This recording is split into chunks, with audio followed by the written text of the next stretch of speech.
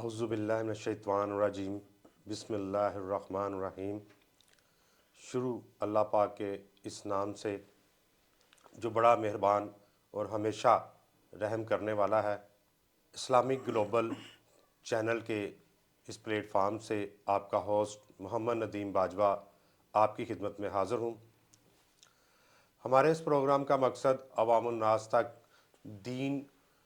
کے سوالات اور جوابات قرآن و حدیث کی سنت کے مطابق خصوصاً بالخصوص نوجوان نسل تک دین کا روشن چہرہ سمجھانا ہے۔ اس سلسلے میں آج ہم نے اپنے پروگرام میں مدعو کیا ہے مفتی محمد شہزاد کامران، جو کہ فاضل ہیں جامعہ نعیمیہ سے۔ السلام علیکم مفتی صاحب، کیسے ہیں آپ؟ ٹھیک ہیں، خیریت سے ہیں؟ الحمدللہ جی، اللہ کا شکر ہے۔ مفتی صاحب، میرا یہاں پر آپ سے ایک سوال ہے۔ ایک دفعہ 3 طلاقیں کہہ دینا سے طلاق ہو جاتی ہے، اور بعض فقہ میں یہ ہے کہ آپ نے ایک طلاق کا جیسے ہی کہا ہے، آپ نے ایک طلاق دی ہے تو پھر آپ ایک حیض کے بعد دوسری طلاق، تو اس کے متعلق ذرا روشنی فرمائیں کہ کیا صحیح طریقہ کیا ہے قرآن کے مطابق، حدیث کے مطابق اور ہمارے دین کے مطابق اس کا صحیح حل کیا ہے اور صحیح اس کا کیا طریقہ ہے؟ جی، آپ نے جو سوال کیا یہ بڑا ایک معاشرے میں اختلافی مسئلہ بھی ہے، پیچیدہ مسئلہ بھی ہے، اور بڑے ہی لوگوں کے ذہنوں میں اشکال ہوتا ہے اس حوالے سے کہ آیا اگر 3 طلاقیں ایک ہی مجلس میں دی جائیں تو کیا وہ 3 ہی ڈکلیئر ہوں گی، اکاؤنٹ ہوں گی، یا ایک مانی جائے گی؟ اس حوالے سے میں آپ کے سامنے قرآن و سنت کی روشنی میں بیان کرتا ہوں۔ سب سے پہلے اللہ پاک نے قرآن مجید کے اندر ارشاد فرمایا الطلاق مرتان، طلاق 2 مرتبہ ہے، یعنی یہ آیت اس میں جو 2 کا ذکر کیا گیا ہے یہ عدد کے حوالے سے، اگر 2 دفعہ کہہ دی جائے تو وہ طلاق ہو جاتی ہے، یعنی وہ بائنہ کی طرف چل پڑتی ہے، طلاق کی طرف چل پڑتا ہے معاملہ۔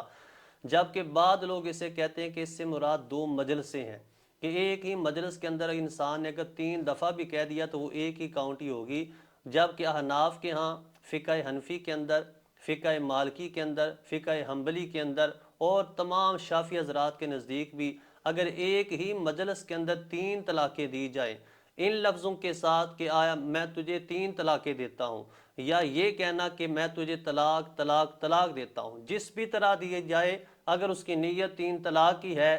الفاظ واضح ہیں، صریح ہیں، تو بالکل طلاق کی 3 ہی طلاقیں مانی جائیں گی، چاہے ایک ہی لفظ کے ساتھ بولا جائے، ایک ہی مجلس میں بولا جائے۔ جمہور صحابہ، جمہور فقہا کے نزدیک، تمام ائمہ اربعہ کے نزدیک وہ 3 ہی طلاقیں مانی جائیں گی، جس سے کہ اللہ پاک نے قرآن مجید کے اندر ارشاد فرمایا طلاق 2 دفعہ کہنے سے طلاق ہو جائے گی۔ اور بعد حضرت عبداللہ بن مسعود سے بھی یہ روایت ہے، ابن عباس سے بھی یہی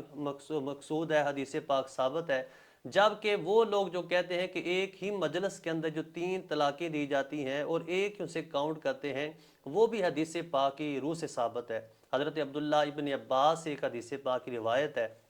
حضرت عمر فاروق رضی اللہ تعالیٰ عنہ کے زمانے کے اندر حضرت عمر فاروق رضی اللہ تعالیٰ عنہ نے ایک ہی مجلس میں 3 طلاقوں کو نافذ کر دیا تھا، کہ اگر ایک ہی مجلس میں کوئی 3 طلاقیں دے تو وہ قانون بن گیا تھا۔ جبکہ اس سے اختلاف کرنے والے حضرت ابن عباس کی روایت بیان کرتے ہیں کہ جو 3 طلاقوں کا تھا یہ وقتی فیصلہ تھا حضرت عمر فاروق کا، جبکہ موجودہ دور کے اندر علامہ ابن قیم اور ابن تیمیہ اور معاصر علماء جو اس وقت کے علماء ہیں ان کے اندر جو ذکر کیا جاتا ہے کہ وہ کہتے ہیں کہ وہ ایک موقع کا ایک فیصلہ تھا، ہمیشہ کے لیے نہیں تھا۔ جبکہ احناف اور باقی تمام ائمہ اربعہ کے نزدیک حضرت عمر فاروق کا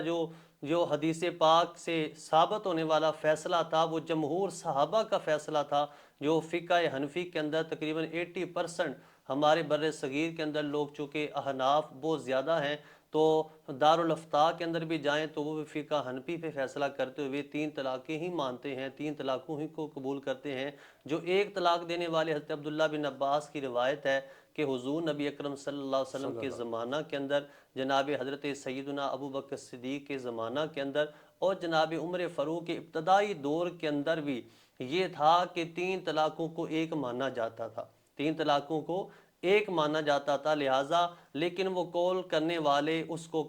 کو بیان کرنے والے بہت قلیل لوگ ہیں جو ذکر کرتے ہیں، لیکن یہ قول ایک معتبر ہے، حدیث سے ثابت ہے یہ چیز بھی۔ لیکن اصل جو 90% 80% جو فیصلہ فقہ حنفی کا ہے وہ دارالافتاء بھی فتویٰ جاری کرتے ہیں کہ نیت دیکھی جاتی ہے کہ اگر ایک بندے نے 3 طلاقیں دے دی ہیں ایک ہی مجلس کے اندر یا الگ الگ جیسے بھی دی ہیں، اس کی جتنی زبان سے طلاقیں نکلی اتنی ہی کو تسلیم کیا جائے گا اور اسی پر فتویٰ دیا جائے گا۔ سورہ نساء کے اندر، پھر اس کے علاوہ سورہ بقرہ کے اندر، دیگر کئی قرآن پاک میں مختلف مقامات پہ اللہ رب العزت نے اس کو بڑا خوبصورت الفاظ سے تیسرے پارے میں خصوصاً اللہ پاک نے سے بڑا واضح اجمالی طور پر اسے بیان فرمایا، تفصیل کے ساتھ اللہ پاک نے بیان فرمایا کہ اگر عورت کو طلاق دینی ہو تو وہ بھی اچھے طریقے سے، کہ اگر انسان کے معاملات نہیں چل رہے، معاملات جو ہے بگڑ رہے ہیں، لڑائی جھگڑا بڑھ رہا ہے یا دیگر کوئی بھی مسائل ہیں، تو اس کے لیے بھی اللہ پاک نے ایک بڑا خوبصورت طریقہ بیان کیا کہ اسے ایک طلاق دی جائے، جو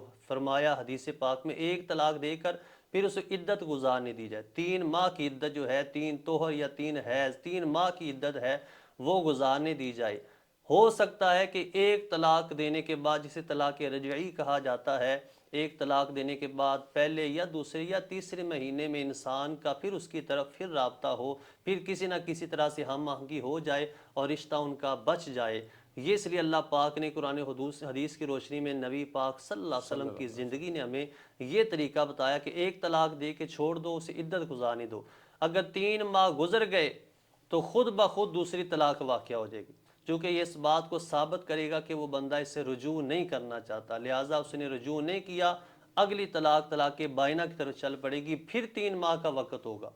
6 ماہ تک وقت ہوگا کہ آیا ایک بندے نے غصے کے اندر اگر ایک لفظ بول بھی دیا ہے تو اللہ پاک نے گنجائش رکھی ہے کہ وہ جو زندگی کی سنگت تھی، صحبت تھی، رفاقت تھی، میاں بیوی کا ایک رشتہ تھا، تعلق تھا، وہ ایک چل رہا تھا، اچانک کسی غصے کی وجہ سے، جلد بازی کی وجہ سے، اور انسان غصے کے آ کر کچھ جملہ بول دیتا ہے، تو اللہ پاک نے اسے گنجائش دی ہے کہ سوچ و بچار کرنے کے بعد رشتہ اس کا بچ جائے۔ اور جو طلاق مغلظہ ہے، ایک ہی وقت میں طلاق دینا، یہ جائز ہے، دے سکتے ہیں، لیکن اچھا عمل نہیں، خلاف سنت ہے، خلاف دین ہے، یعنی اچھا اسے پسند نہیں کیا گیا، لیکن طلاق ہو جائے گی، طلاق مانی جائے گی۔ لیکن نبی پاک صلی اللہ علیہ وسلم کے زمانہ سے جو صحابہ آپس میں جدا ہونا چاہتے تھے اپنی بیویوں سے، اسے جو طریقہ بتایا گیا وہ یہی طریقہ تھا، ایک طلاق دو، پھر اسے وقت دو 3 ماہ کا، تاکہ رجوع کا کوئی نہ کوئی ذہن بن جائے، کوئی رشتہ داروں کے ذریعے، معاشرے کے ذریعے، بچوں کو دیکھ کر،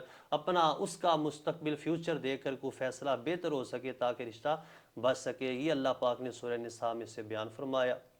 مفتی صاحب، طلاق ایک اہم مسئلہ ہے، اگر یہ اتنا اہم مسئلہ نہ ہوتا تو سورہ طلاق نہ ہوتی، سورہ طلاق جس کا قرآن پاک میں ذکر ہے۔ تو یہاں سے ثابت ہوتا ہے کہ یہ ایک بہت اہم مسئلہ ہے اور اس میں بہت ساری اختلاف رائے بھی ہیں، بہت سارے فقہ سے بھی ہیں۔ اب ایک فقہ کے اندر کہا جاتا ہے، جیسا کہ ابھی آپ نے بیان فرمایا کہ ہم نے ایک طلاق دی، پھر ہم ایک حیض کا وقت ہے، دوسری دی، پھر ایک حیض کا وقت ہے، اگر اس دوران رجوع کیا جاتا ہے تو پھر وہ طلاق کیا قائم رہے گی یا وہ ختم ہو جائے گی اور ان کی وہ آپس میں رجوع ہونے کے بعد ان کی صلح ہو جائے گی؟ تو ذرا یہ روشنی فرمائیے گا کہ وہ جو طلاق دے چکے ہیں، کیا وہ ایک طلاق قائم رہے گی یا وہ ختم ہو جائے گی؟ جی ماشاءاللہ، آپ نے بڑا اچھا سوال اسی کے اندر سے کیا ہے کہ ایک بندے نے اگر ایک طلاق دی، جسے طلاق رجعی کہا جاتا ہے، اور وہ اپنی عدت گزار رہی تھی، پہلی طلاق کی عدت، اب دوران عدت ان کا رجوع دوبارہ سے ہو جاتا ہے، تو یہ ہمیشہ یاد رکھے جو انسان رشتہ ہے یہ 3 طلاقوں پہ قائم تھا، 3 طلاقوں کا انسان مالک تھا، شوہر مالک تھا، اگر اس نے ان میں سے ایک استعمال کر لی تو وہ استعمال ہو چکی ہے، اب وہ ساری زندگی اس کا رشتہ باقی جو ہے وہ 2 طلاقوں پر کھڑا ہے۔ اور اسی طرح اگر 2 دے بیٹھا ہے اور پھر رجوع ہو چکا ہے تو اب اس کا رشتہ ایک ہی طلاق پر قائم ہے، اسی پر چل رہا ہے ساری زندگی۔ اگر زندگی کے کسی موڑ پر، کسی حصے میں چند سالوں بعد جا کے ایک اور مزید طلاق دیتا ہے تو اب رشتہ اس کا ختم ہو جائے گا، یہ نہیں مانا جائے گا چونکہ اب اس نے 2 سال پہلے دی تھی طلاق اب دے رہا ہے، نہیں، وہ ساری زندگی اس کا مالک جو ہے وہ 3 طلاقوں کا ہے، اسی پر اس کا رشتہ چل رہا تھا، جتنی استعمال کر چکا، زبان سے کہہ بیٹھا، باقی جو بچیں گی اسی پہ اس کا رشتہ۔ سبحان اللہ، سبحان اللہ۔ تو ناظرین، آج کا ہمارا موضوع تھا طلاق۔ طلاق کے اوپر مفتی صاحب نے سوالات کے جواب دیے، ہم نے کوشش کی کہ آپ تک صحیح دین کی روح سے یہ مسائل جو ہے آپ کے سامنے رکھے جائیں تاکہ آپ اس سے علم کی روشنی سے رہنمائی حاصل کر سکیں۔ تو میں مفتی محمد شہزاد کامران صاحب جو کہ فاضل ہیں جامعہ نعیمہ سے، میں آپ کا مشکور ہوں، آپ کا بہت شکریہ، آپ ہمارے اس پروگرام میں تشریف لائے اور آپ نے اس کو زینت بخشی، آپ کا بہت شکریہ۔ تو ناظرین، اس کے ساتھ ہی میں آپ سے اجازت چاہوں گا۔ آپ کا ہوسٹ محمد ندیم باجوہ۔ السلام علیکم ورحمۃ اللہ۔